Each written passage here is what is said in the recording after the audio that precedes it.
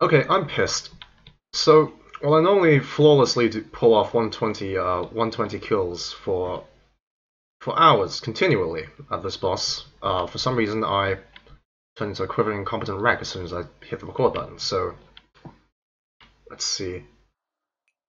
Let's restock after the last failed attempt to actually take a clear demonstration video and go with this again. Anyway, as you can see, I've attempted to faithfully replicate the kind of gear that my target audience here will be using. That being tier 70 armor, tier 80 weapons. If you have tier 90s, all power to you, they'll make a big difference here. It will be excellent.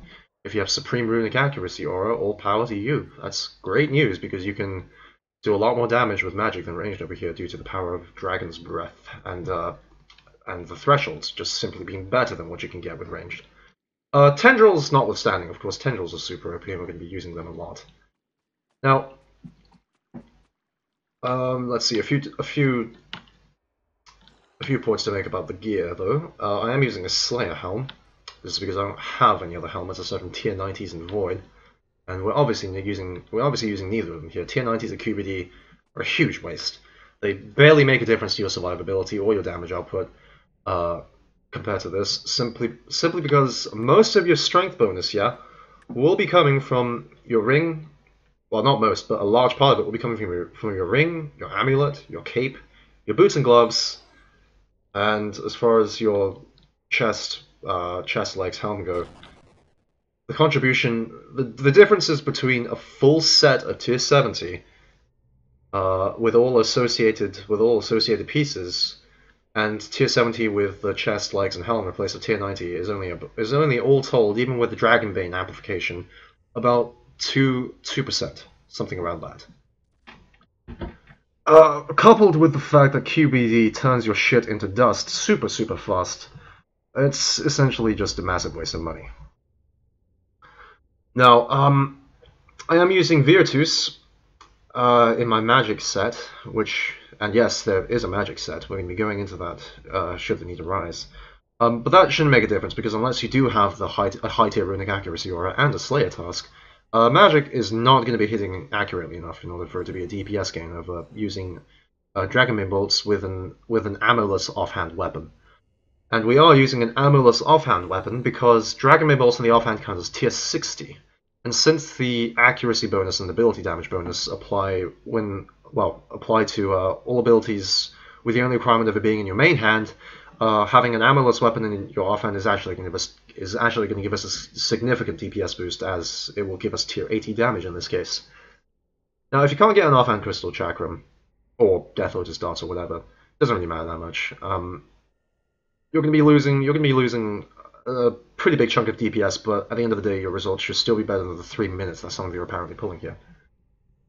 And as far as Familiar goes, let's see, we got a Pack Yak here. Pack Yak that I'm never going to use because it's a silly thing that has no place at this boss. The only reason I'm not using a Steel Titan is because I realize a lot of you don't have 99 summoning.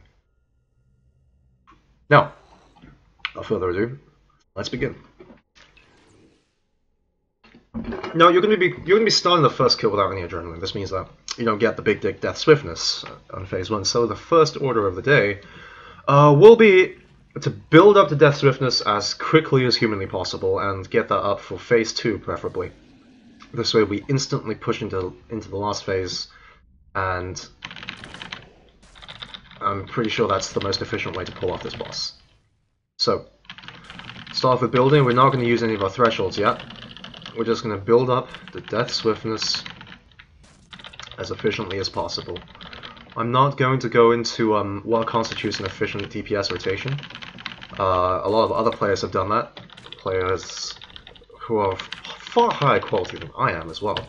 So if you really want to know, then I don't know, either look for their resources on the matter, or maybe if there's enough demand, I'll go into it myself at some point. Now, anyway, as soon as you pop the Death Swiftness and push her into phase 3, you're going to run to the relic, and you're going to anticipate on your way there and escape on your way out. This gives you an extra 16 adrenaline, and obviously the escape allows you to move back to the platform faster, so that you can get off a full rapid fire inside the Death Swiftness, which will still be up. For the next relic, Freedom on your way there. Once again, bonus 8 adrenaline, very, very useful. And get back to the platform. In the last phase, in this phase, we're going to be sparing as much adrenaline as humanly possible. This is so that we can begin the next kill with maximum adrenaline, and that will make everyone happy because it's going to allow us to do big dig damage, and you're going to get those lovely 120 kills that you've all been dreaming about. Now that the first kill is over, at 140 something, we're going to go down and anticipate as soon as we get on the stairs. This is to stall adrenaline for the next kill.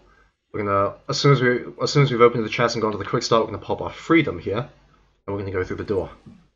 As soon as we go through and we see that anticipate is below 10 seconds left on the cooldown, we're going to escape and pop anticipation as soon as it's available again. Now, this means we can begin this fight with, let's see, quick auto attack, frag shot, and oh look, death swiftness into adrenaline potion. With a vigor switch, obviously. Very, very excellent. Which means big dig rapid fire, which means goodbye phase 1. That pretty much didn't even happen. Isn't that nice? Now we're going to build up to shadow tendrils here, and hope for a quick execute. Which is exactly what we get there. And look at this, we're into phase 3 now, and pretty much no time has passed. So, phase 3, oh look at that, okay, hardened carapace. We're going to wait for, as soon as this rapid fire times out here, I'm going to do something that not many of you will have seen that much, which is switch to magic, and start using the associated thresholds.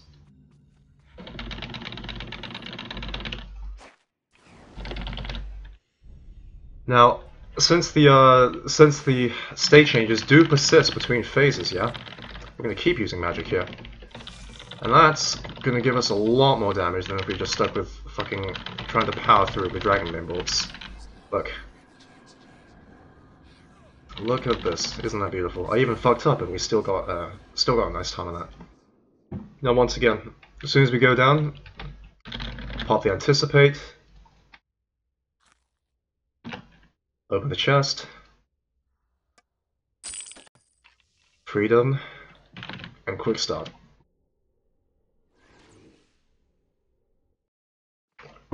As soon as we're through anticipate below 10 seconds, you're going to escape. And we're going to pop the anticipate as soon as it's available. Which is right here. Now, back to range. So once again, we're going to death swiftness, and since we did that far too quickly that last time, we're not actually going to have an adrenaline potion this time, so that's very unfortunate. But hey, I can live with that. So we're just going to push her through, finish the phase with snapshot, and just get a rapid fire immediately coming into phase 2. Anticipate on your way to the relic. Escape back to the platform. Give 0 fucks about the damage from the tormented soul. Tortured soul, rather. And move to the other side of the platform. Prepare for a quick activation of the final relic. Gonna free them on the way there. Escape back to the platform again.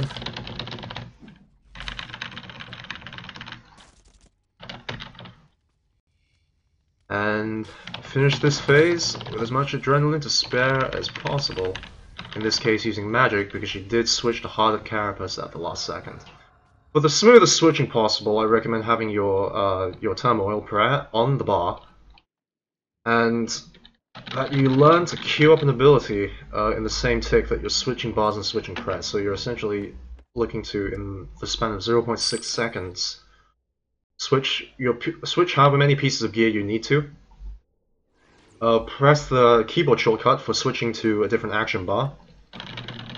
Press the button that you have bound to your prayer on your bar, and also the button for Dragon Breath or whatever threshold you feel is appropriate at the time. Once again, Death Swiftness at the very beginning, Adrenaline Pot straight away, Tipper into phase 2 with a nice damage from Snapshot. The Rapid Fire immediately. Pop the Excalibur because apparently we need healing at Queen Black Dragon. A little bit slow to the artifact this time because I wanted to dodge the 1k damage or so from the Tortured Soul.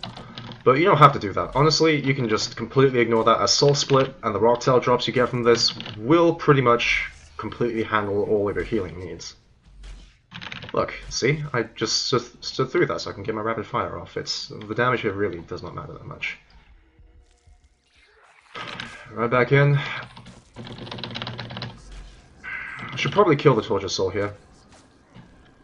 God, seriously? Okay, there we go. Yeah, if the Tortured Soul time stops right at the beginning of the phase, you're going to want to kill it. If it tries to time stop a little bit later, then you can ignore it and essentially burn through, take out the boss. Okay, look at that. 128 kill with tier 80 weapons. Not exactly too difficult.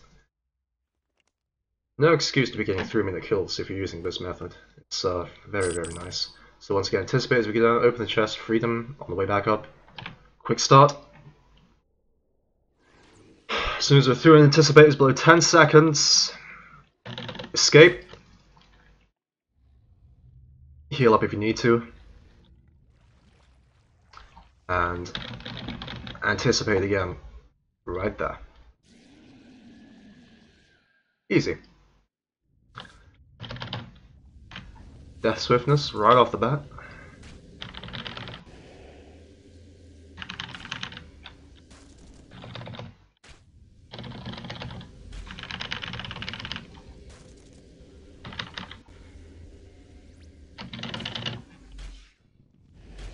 And just wipe her HP bar from the face of the earth.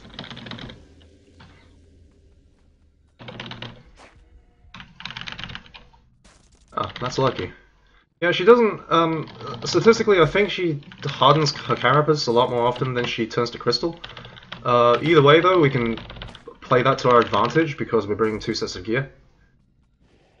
So as long as your switching is proficient, we have no cause to be upset. And yes, the damage amplification does carry on into the other phases, as you can see with the 2.8, 2.7 rapid fire shots. It's crazy the kind of numbers you can pull when she uses a defensive.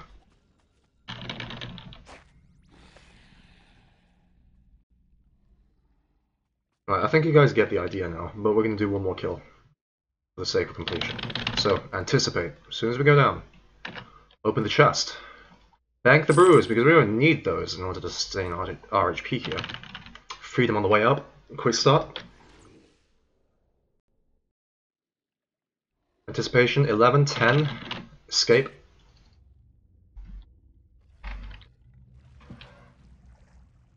And anticipate as soon as it comes back up, right here.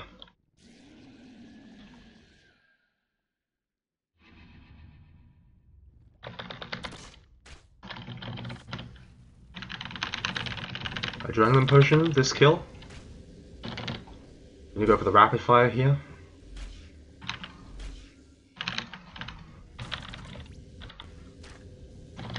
See how much damage the snapshot does, see if we need to use tendrils. We don't need to use tendrils. It's going to snipe. Anticipate on the way to the relic. And escape back to the platform.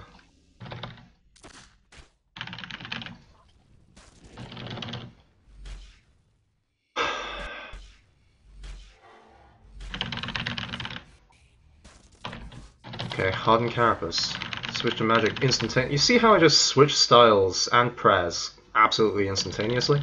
Yeah, well, very helpful for this. Very helpful for a lot of things. In fact, if you use that technique, you can kill tormented demons in Rush of Blood in the space of about 5 seconds. Great skill to have. And look, 1 minute 22 second kill. Just because we brought along a staff and some armor. Super nice. Okay, so anyway, I don't really feel like killing this pointless boss anymore, so you guys have fun and try to put into practice what I demonstrated here. If you have any questions, feel free to message me in game or on Reddit. I've got my RSN posted on that Reddit thread that you guys found this from. And happy hunting!